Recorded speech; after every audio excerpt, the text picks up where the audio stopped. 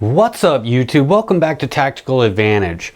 What we're going to do today is the first step in the modification of our Savage Model 10 or so dubbed 10-ton hammer, and that's our Savage Model 10 FPSR going into a MDT TAC 21 chassis with a slew of other modifications along the way. Today basically what we're going to go after is a very easy modification that I'd like to do removing the action from the original stock to basically help some function before I put it into the MDT chassis. With that being said, what I'd like to do is go ahead and install an aftermarket bolt handle and oversized tactical knob. This particular piece is from Glades Armory. A very nice little piece, relatively inexpensive. And this is really a simple change to make to your Savage. Savage is definitely easier to do than the Remingtons and some of the other models on the market. You can actually do it by removal of a bolt on the back of the bolt assembly and just change the whole entire handle out, versus what you'd have to do on a Remington with machining down the handle itself. So really easy to do. Definitely improves the function of the firearm in my opinion. Some people don't like them, some people don't need them. It's really up to you. So with that being said, I guess we'll go ahead and get right into it.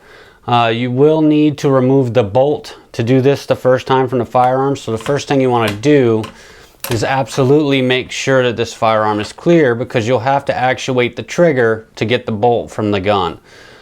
So the first thing you want to do is actuate the trigger and push down this bolt release, and that's how you get the bolt out of a Savage rifle. So basically you'll have the bolt body and you'll have this retaining bolt that holds the bolt handle into place. And this particular Savage model already has an oversized handle, but one thing you'll notice is the change in the directions that it makes that I think really kind of affects the ability to get torque on the bolt.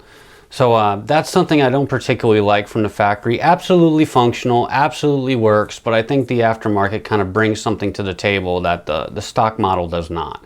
So we're going to go ahead and get that changed. So really all you're going to need to get this done is a 1/4 inch hex key.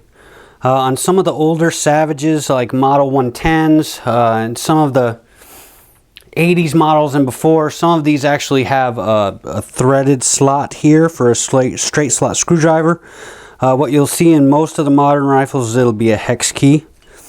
So basically what you're going to do is want to just remove that retaining bolt. Very simple. Takes just a minute.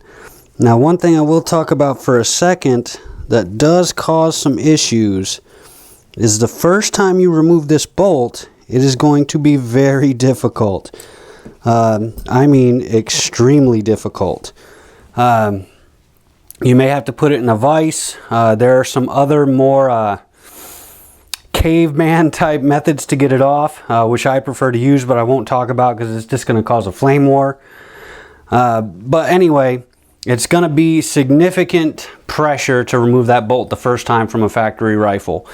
Don't be afraid to put some pressure on it. I do, however, suggest you do it with the bolt out of the rifle. Having the bolt in the action can cause you some issues with potentially hurting the lugs or harming the rifle as a whole. So you're going to need to either get it out in a vise or there's a couple other methods, but I do not suggest you do it in the gun. So with that being said, we're going to go ahead and remove this old bolt handle, which you'll see it only goes on or comes off in one way, and install our new one. You want to make sure your orientation stays the same, where the bolt handle is facing down on the side of the bolt with the logo. And really you're just going to reinstall this retaining bolt. No Loctite needed. Particularly with Savage, there's not a big concern with putting exact torque specifications on this bolt when you're putting it back in. I can get that information for you if you're just a stickler and you want to make sure it's torqued. But normally a little better than hand tight with a little bit of torque on it is going to take care of that problem, and you're not going to have any issues. So that's done. You get a better look on there. You see it's not a bad looking handle.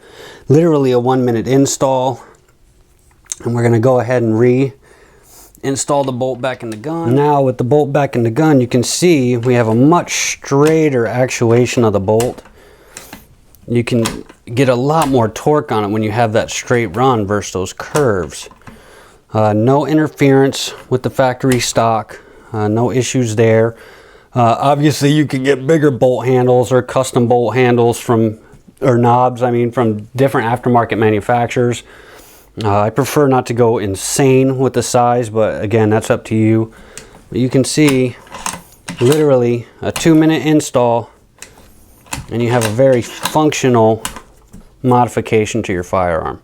So that's it, guys. On the next episode, we're actually going to be removing the action from the factory stock, removing and going into the trigger a little bit, and actually doing some install into the MDT TAC-21 chassis. So the next couple vids are going to be exciting. This is just something I prefer to do before it goes in. It saves me a little bit of time and a little bit of headache. So there you have it, guys. Thanks for watching.